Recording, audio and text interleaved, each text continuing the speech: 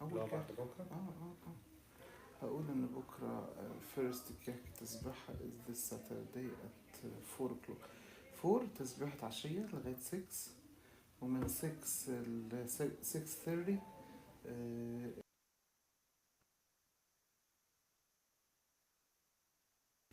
ومن 6:45 لغاية الساعة 11 o'clock تسبيحة، عشان نلحق نروح نتعشى. عشان نلحق نتعشى نحترس قبل. بس اتفضلي. انت لقيتني يا عمو موجود هنا، انا جيت اسلم على عمو. هو ايه؟ I miss you too. ايوه سمونا. حبايبي. انا فاكرك جاي تسلم عليا. Right, so I sat outside, she's like, I'm gonna go, and I was like, okay. ازيك يا علي؟ شغال النور. Why do you need the key? To open the camera room. الو الو، هو ليه الصوت؟ ايه الصوت طالع منين من هنا كده؟ ايباد مايكروفون، لا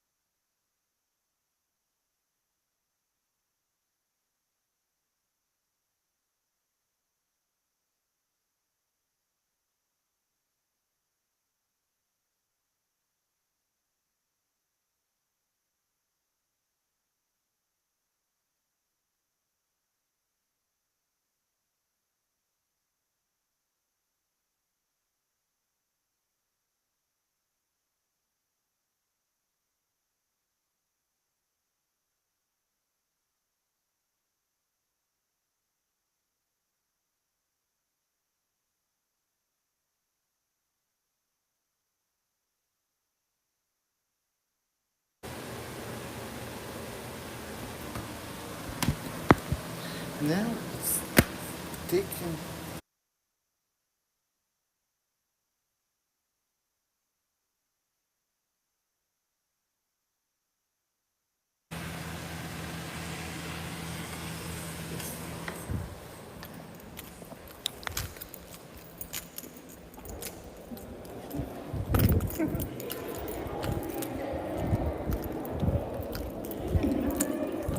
Guys, I have nobody in those first seats. Everybody in those two. Those five. Everybody in those five. The sound is gonna come from here, so I'm gonna put it here so that they can hear you. I gotta be close to it usually. Yeah.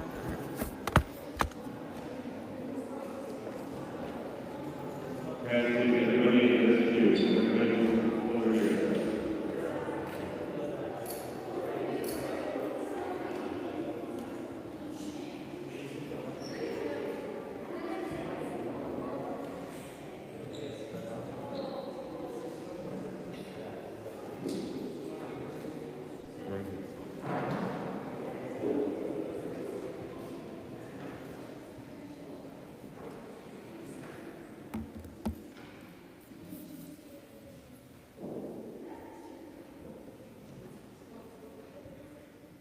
Hi. How's everyone doing? Good. So whoever asked, thank you for asking back. I wanted to talk today about how we present ourselves as Christians. To be honest, I don't have a PowerPoint slide prepared. I found that on very short notice when I was looking to listen today. So if you need me talking to you, feel free to ask questions, feel free to interact, give your point out. I'm cool with that, okay? I have a very short example I thought of, and I wanted to present to you guys. Oh, that's not going to stand much better here.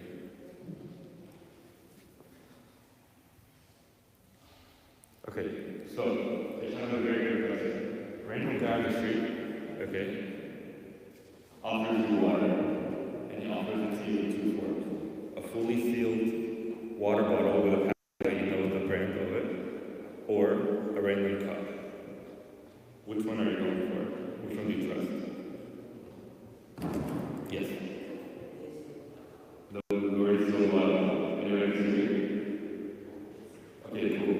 So, you're given two options. One is something open, alright? Not really presentable. It's not being clean, like the cup is being dirty. Okay? And the other option is something clean, or something that you know. Something you can relate to. It's water, it's purified water, it's sealed. You can tell what you made it, it's not if you know it's sealed. You guys with me? Okay? So, guys, so, why did we pick water over the cup?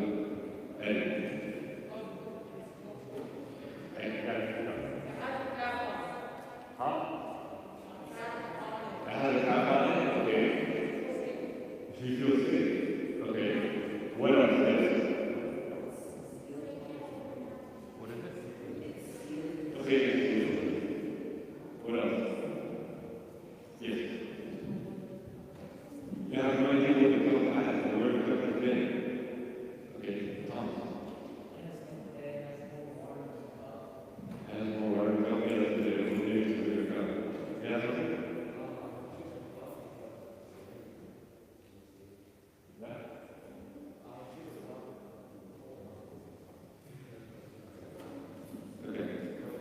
So a lot of us said that we know exactly what's in the water, we know what's in the cup. So that means we've seen the water, but we're not seeing the cup. So I want to relate that to us. Because we've already seen the water bottle. Okay, we've already used the water bottle. Girls. Because we've already seen the water bottle, we already know the water bottle. The water bottle to us is something we're becoming terms of agreeing with, okay, we accept this as a form of thirst quenching. So we go to the water bottle and have meaning. Okay? Now ask anybody else in the world, not just someone in the church, ask anybody else in the world,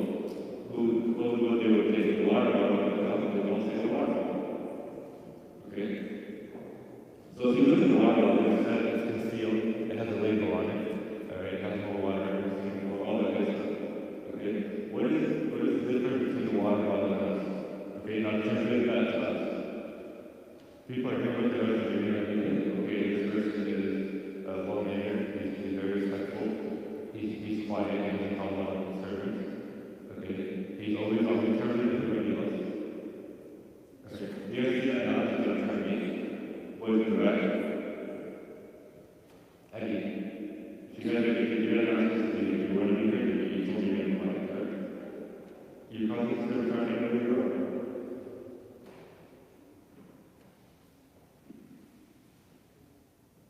Okay, so let's translate it back to us.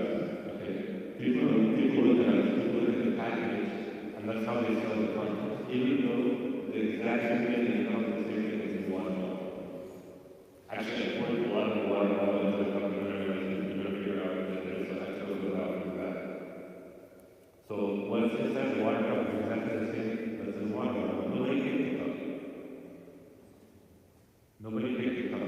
Now think about people outside of the church who is going to come up to you and ask you about your faith if you're not presentable. Or who is going to come up to you if you're all like, you're always angry, you're always talking bad about people, you're always cursing, you're always lying or talking about it or finding out. All that stuff that we do, but we're like, oh, it's okay, we're hurting ourselves. But no, you're actually not. You're hurting the company, which is the brand. If you learn the water bottle, whenever it presents to people, they're going to drink from it and they're going to get poisoned and they're going to die. It's going to hurt the company that made the water bottle. So the thing is, if you are going to be misrepresenting Christ, you're going to be hurting the church, you're going to be hurting Christ in front of people, not just your own. You guys get what I'm saying so far? Okay. Can I get some examples of what you guys think? What do we do that kind of like ruins the image of Christ? What do we do that's like everybody else does? It's not just like a personal opinion. We all know what do you think we do that misrepresents Christ, that ruins the image of Christ?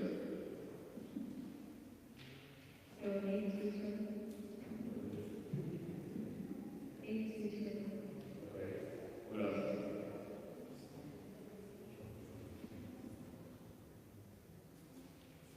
What do we do? Like the question is, what do we do that misrepresents Christ? What do we do that hurts the image of Christ? Or is everybody perfect? Nobody hurts his sin, nobody does anything bad?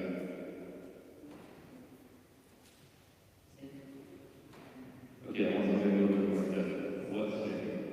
You got something? You're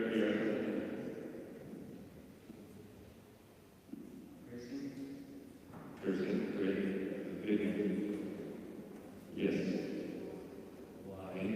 Okay. Honest. Being racist. Actually, I have an answer. 13 people here.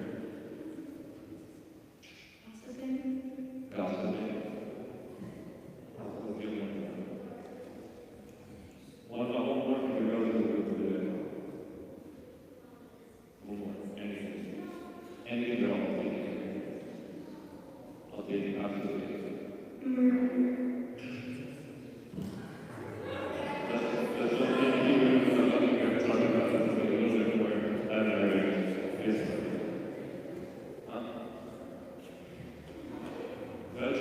Okay, those are all your answers. Those are all your answers. Okay, so back to the point. Back to the point. So,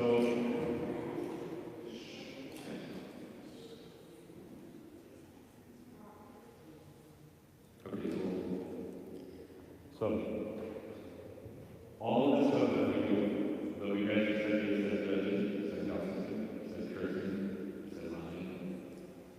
What else did I want to do?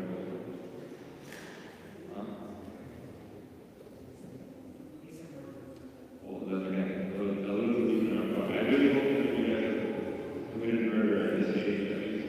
You know, maybe a little bit, one of you guys can talk to me about this one. I think that's not murder.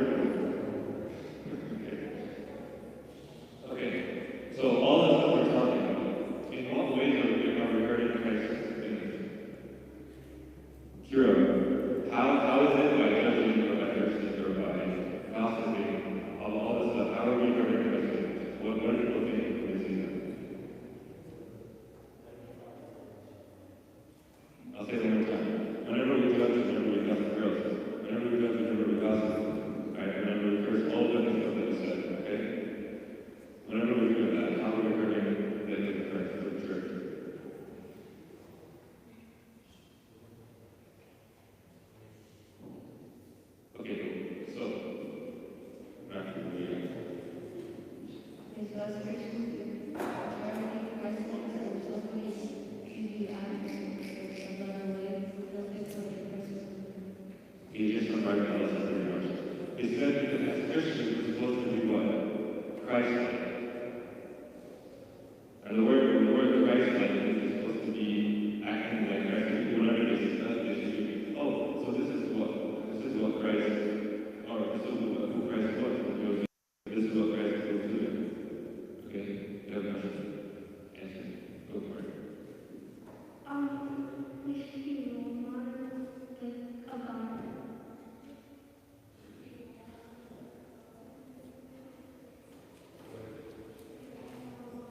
Okay, yes. I'm sorry, you're not just like, maybe you're very so again, you guys all say the same thing here. We should be like Christ. Whenever we look at Gabby, or looking at Lovely, or looking at Murphy, or looking at Mark, or looking at any of you, okay, we should be seeing Christ. Show of hands. Show of hands. Who here thinks that they represent Christ to like 100%? Not everyone. You think you represent Christ to us? You want to come up here and love?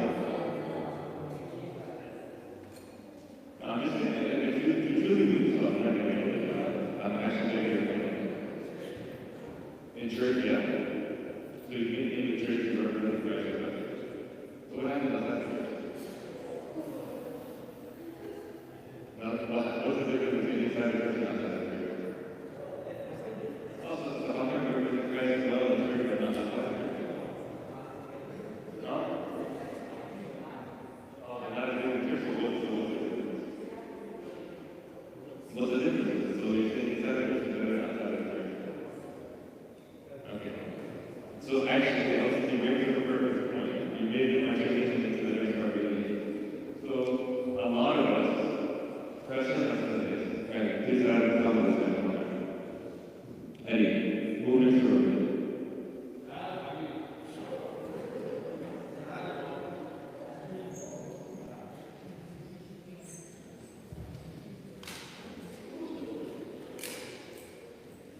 Okay.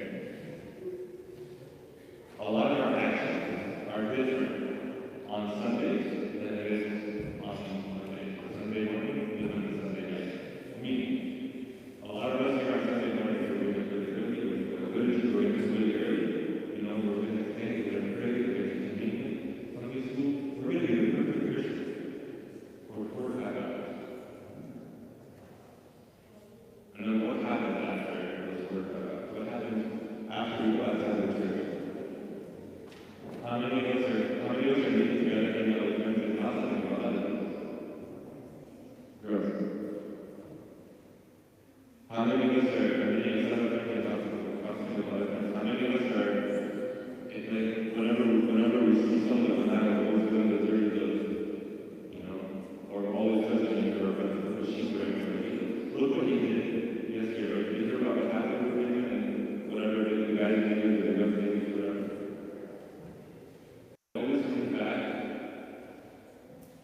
to like those couple hours of Sunday where we say, oh, I attended my ladies, I attended my Sunday school, and you confess like a couple of months ago, or a couple of years ago, whatever, I'm all good, like I'm keeping up with my Christian life. Does that sound like a true Christian? Does that sound like what we're supposed to be a Christian? Yeah. Does it sound like a true Christian? Yeah? No? No? Okay. Kira, hello. It's a fact, Kira, hello.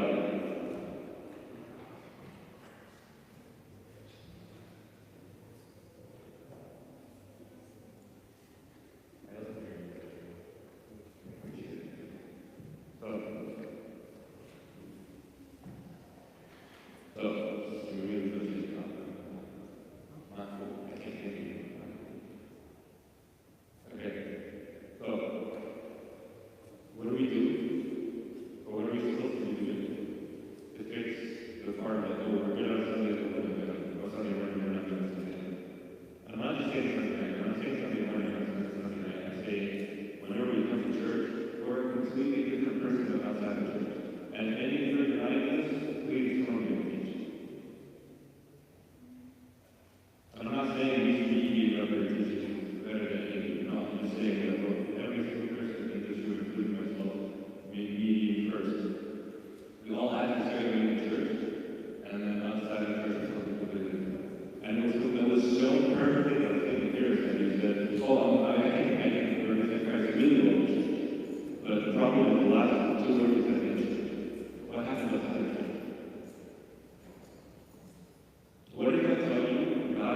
judge you way more on your horizontal side of church than on the vertical side of church.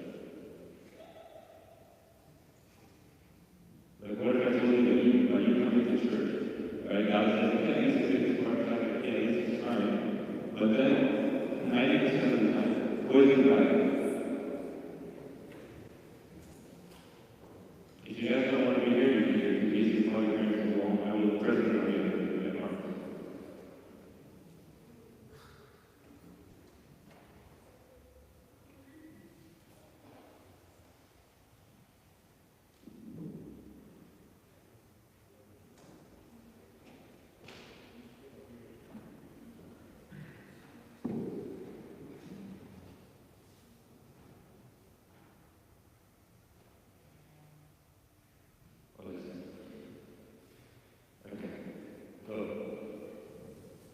Think about the words, what if I told you God will bless you more on the 90% of your lifetime, which you may be more than will be spending outside of the church than on the 10% or 5% of the 1% they spend outside of the church.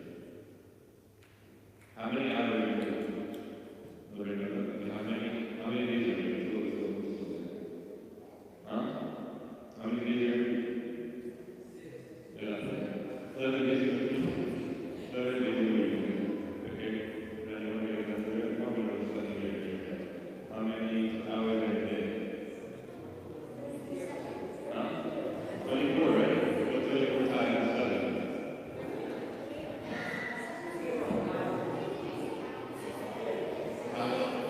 24 times 7.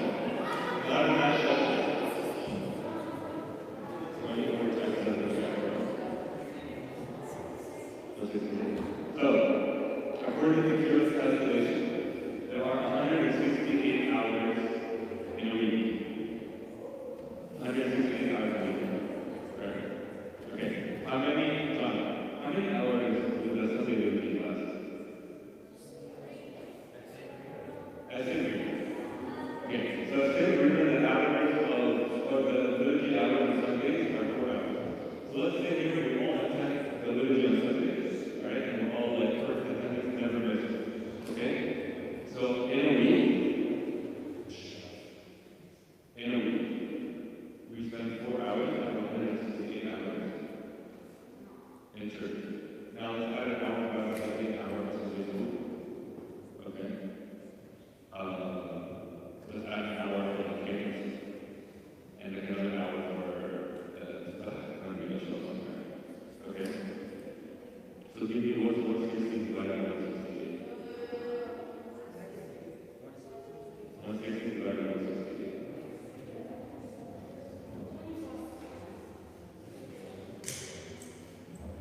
Okay, what's another number?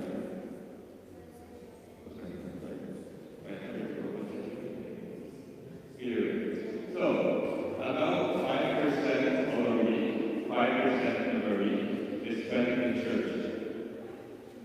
You guys with me? So I'm not trying to turn into a math. About 5% of a week is spent in church. What do we do with the other 99%?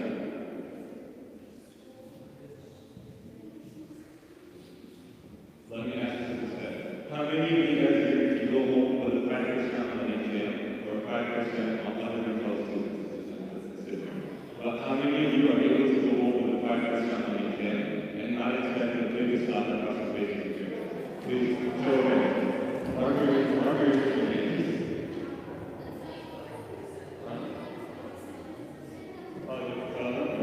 So that's something to proud of, right?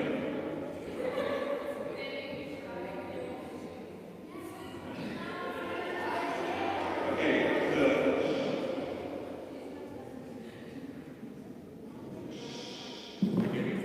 all getting to the point that our parents are not even proud of us at all. Okay? Now let's look at it from our perspective. When we say our Father, who's our Father? Right? Right? Okay. So, how do you think God feels with the 5% that we're accomplishing, like 5% of us being proud of us, 5% of our day, representing Him the best? How do you think He feels about it? And I still don't know the way that's up here. This is what I'm take her in here and Rebecca in here. Yeah, you know, we're all in one side.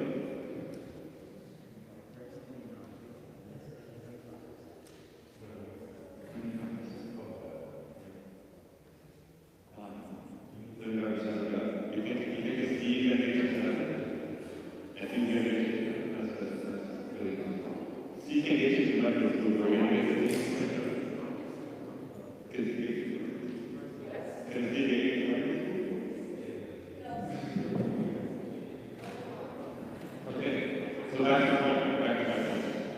We're giving our absolute minimal effort to God. We're giving our absolute minimal effort to all those to God. Okay? We're giving our absolute minimal effort to God. All those to God. As we actually talked about the audit, as a parent, every single parent will be disappointed so much. I believe.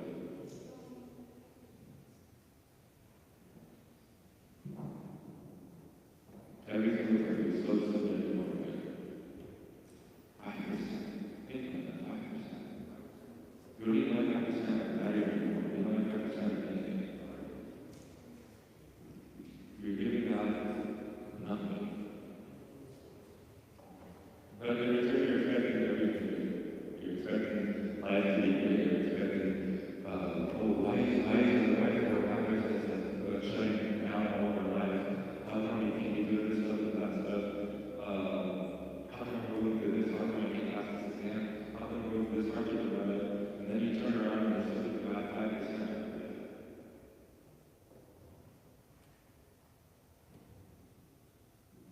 And again, let's keep myself for all of this.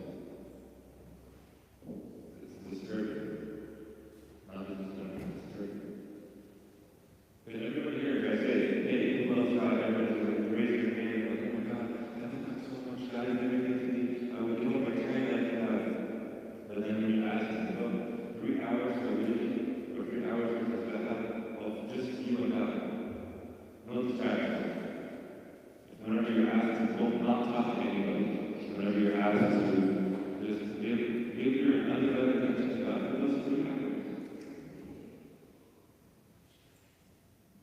but you're not able to do that. So where's the love of God? A lot of you guys, I love the guys, mostly because I was there, guys, a lot of you guys really love like video games, guys, especially when you get started coming out and all that stuff, or basketball, or football, or anything. You can give your entire heart for it, for video games. Like, oh, we just did basketball game, and we're now without like any other questions that they hear a little bit or whatever. Everybody will be in the court starting like 7 a.m. Everybody will be here early, you know, in the court all day. Everybody will be in the game, everybody's preparing that. It's going to be so nice. Everybody's loving you so much. You're going to give them multiple hours every single day with undivided attention. And your parents say no, or your parents say, hey, we got this plan, or one of your friends asks for help, or anything else. Then no, sorry, have a commitment to the game, have a commitment to basketball. God has a video game to basketball. Sport and something else. But then we're satisfied with God is something better.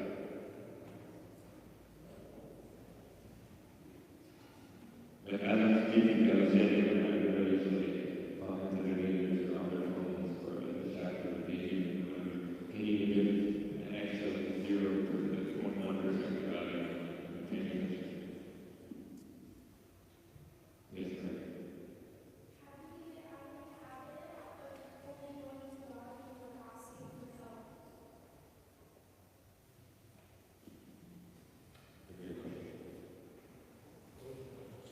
So our question was over here.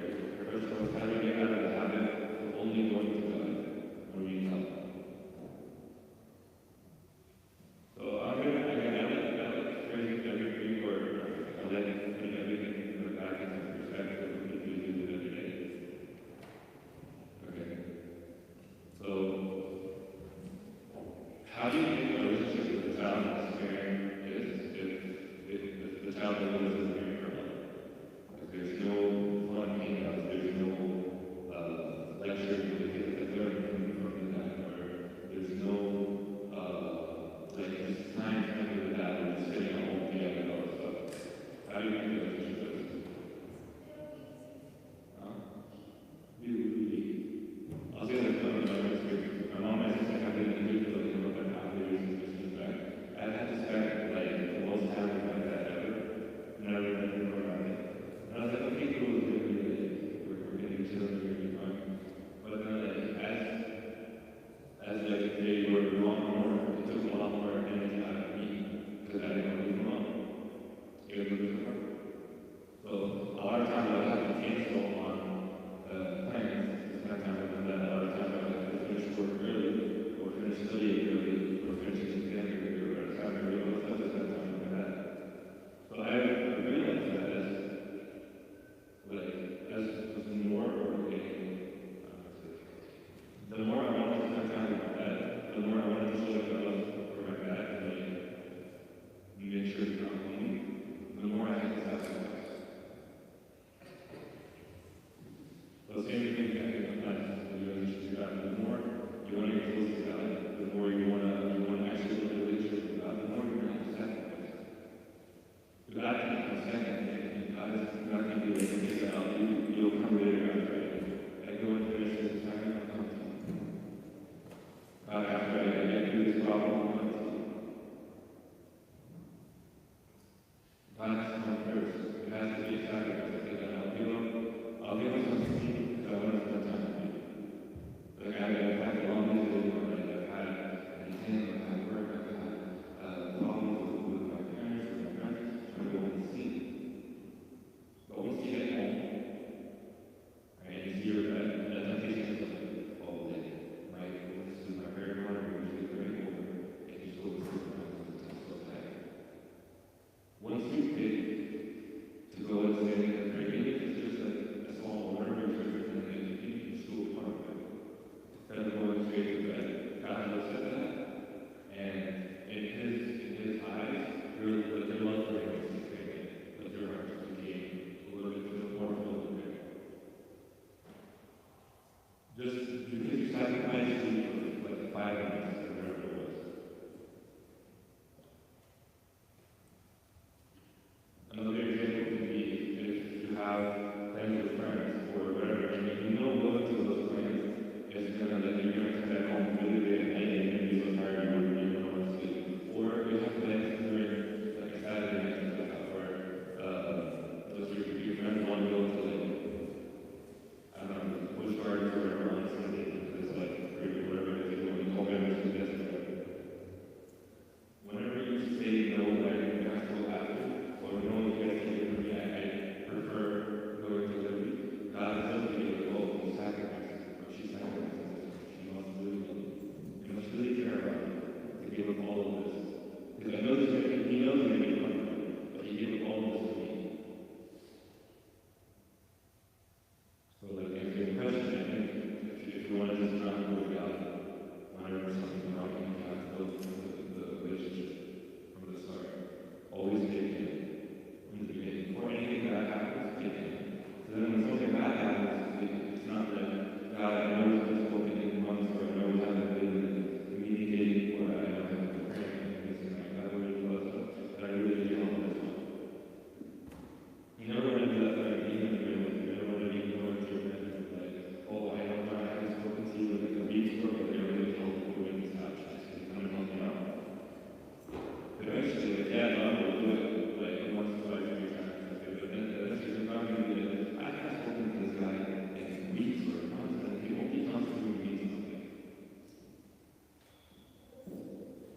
He might do it, but eventually, who do you think God prefers? Someone who will hang out with him, someone who will sacrifice his time to spend time with him, or someone who asks him for favors? The first thing is someone who came out, someone who was showing engagement with friends. Thinking of that God, I don't know if God is this big machine of in the sky that is judges people. No. And the Bible clearly states God can show love, God can show anger and judgment. Like if you ever go to God, like, I'm scared. I don't think that's really true. But I think also a big part of it, or I think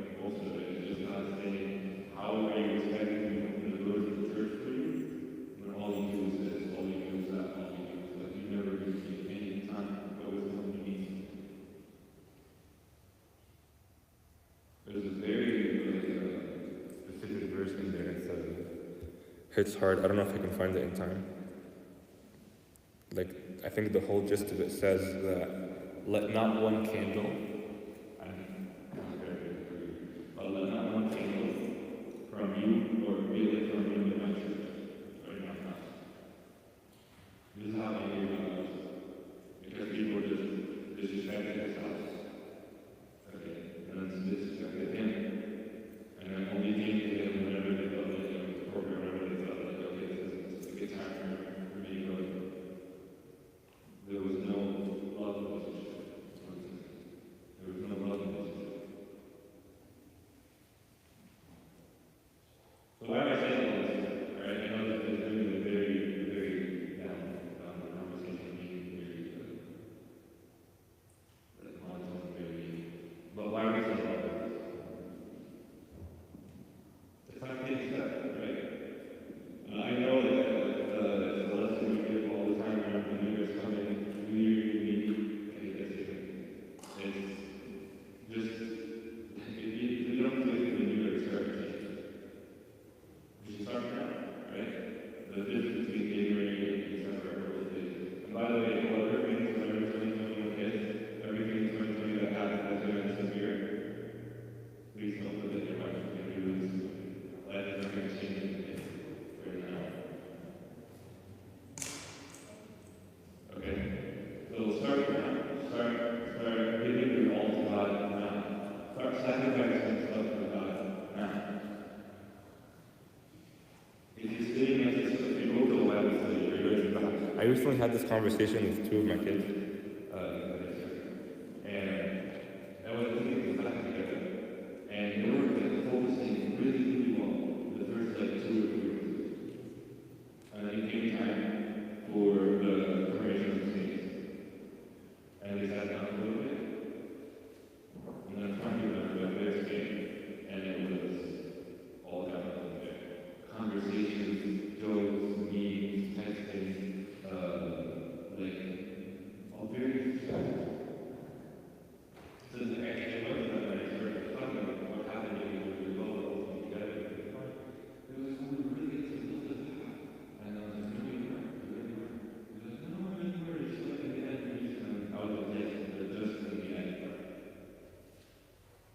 Like, yeah, that's what the 5 years is going to take. It was like, well, I can't even go home for a little bit, but then when I had other options, that's when I gave up on God. When my friend came, I said, do this after God. That's when I gave up on God. And he asked me, what do we do?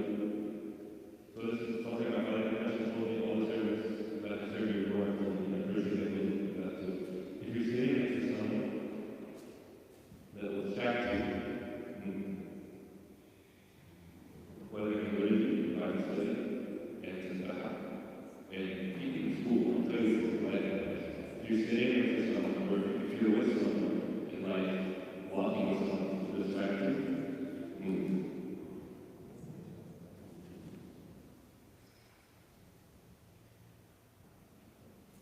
I said this in school, there were my brothers, how many of you there? Anyway. Okay, so what if a person, right now we're saying we distract, let's put ourselves in the position of the person who's distracted. Okay? What if the person who's distracted is going through so much in life? And they just hear one word. They just hear one word and they just hear that's like a 2-minute little Bible, not even 1 minute. Okay? What if they seem to hear that and by coincidence, the time you're distracting them, the time you're talking to them, they miss out on what they need to hear. So God has a servant prepare a lesson, and God is speaking to the servant, and that the servant will say something that might completely change a child from that child from being confused. Like the friend might read the message and he didn't see it, but hearing that one thing is going to change everything. But he decided this is a great time to tell the story. I've heard this thing about Sarah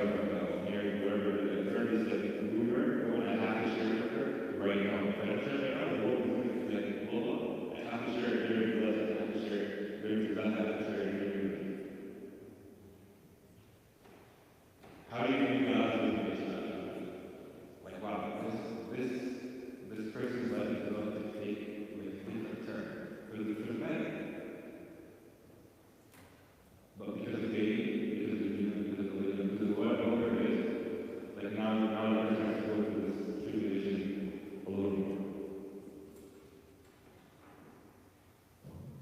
Anybody want to be how this one hurt? Just to show anybody want to be the cause of someone hurt? Or someone being hurt? Other than fear. I've already heard this something you need to that's scary. So that's okay. Well, my question was, does anybody here want to be the cause of someone being hurt? Do you want to cause someone being hurt? Why would you ask it? Didn't just ask why would anybody want to do this? So if you wouldn't wish it on yourself, you wouldn't wish it on anybody else, why would you want to be the cause of it?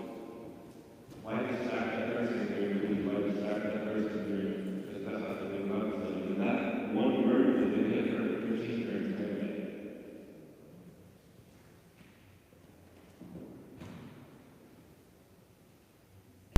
Don't wait for the new. Please start. And you have to figure out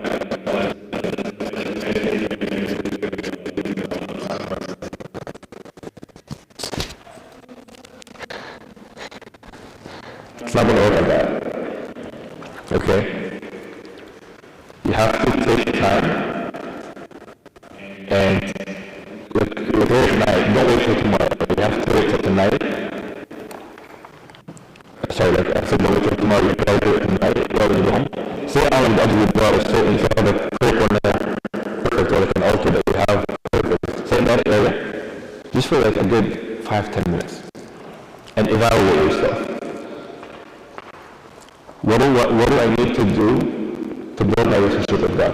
What can I do to get closer to God? What am I doing right now that I should be that I shouldn't be doing, or that I should stop at the moment? Whether it is in everyday life outside of church or inside of church. Because like what we just saw, we're living like 5% of our life to God, or of our week to God. So even in those small 5%, am I actually doing everything perfectly? Am I attending liturgy and completely concentrating, giving it my all? Am I paying attention to Sunday school and participating and trying to learn?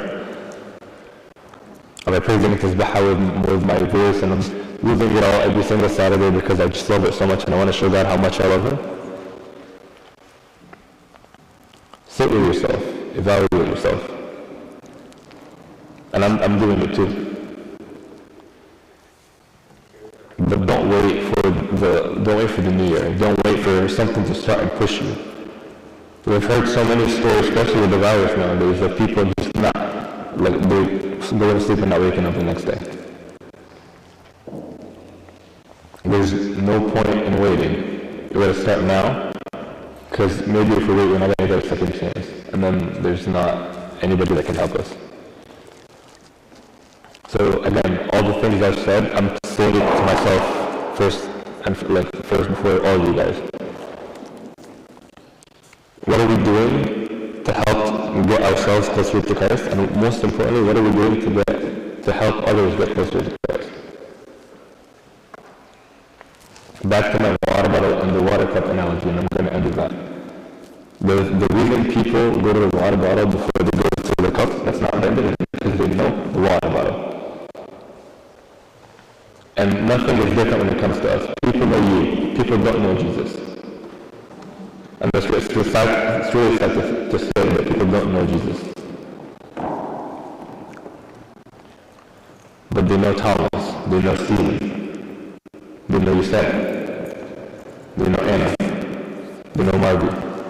They know you. Because they know you, how are you representing Christ? Are you going to be the reason people go and be like, oh, the water bottle, I know the water bottle, I'm comfortable with the water bottle, let me be filled from the water bottle? Or are you going to be the cup that people are shying away from because they're like, oh, I'm not really comfortable exploring this? So again, let's evaluate ourselves, okay? Evaluate ourselves, try to get try to build our relationship with Christ, see what we're doing, what we can be doing better, and maybe increase, even if it's 1% a year, let's increase that 5% to 6% next year. Whatever small improvement is, at least we're trying. And again, I think I said this in my Sunday school too, whoever was there. God really doesn't want you to be perfect. He wants you to be trying to be perfect. Even if you're failing, at least you're trying to be better. Yes, Ramsey. Question. Yes. A question that was asked, it was actually a very good question. It was like, what if you're trying to focus and a friend is distracting you? How do you get away from that person? Huh? Get up and leave? Okay.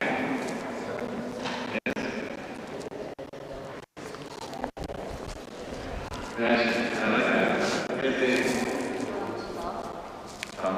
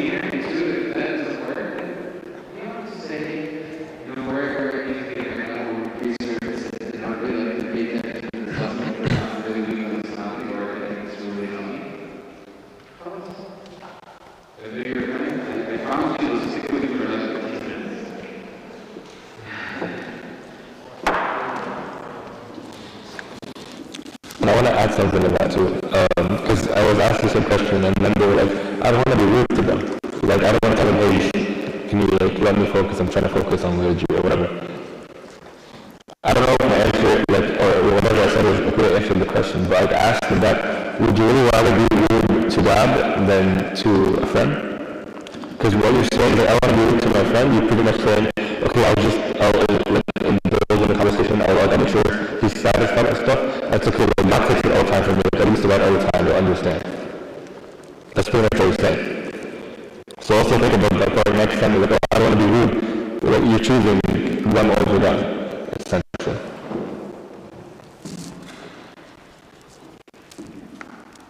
Again, God just wants us to try. If you didn't hear anything the entire rest of this, no, God just wants you to try. What makes a good person is not someone who just attends a lot of services and just does it for the name, or does it just to be checked off a list of attendance or whatever.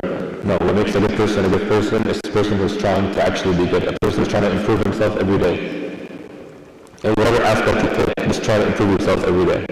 Whether it's in your Bible reading or in your attendance in the church or in your prayers or in your spiritual things or in confession. As long as you're trying to improve, that's all that matters to God. Any questions? Comments? Yes, Matthew. I ask him when I really don't know. Okay. Any other questions? I think it's a microphone, if I'm guessing correctly. Okay. Let's stand up for prayer, please.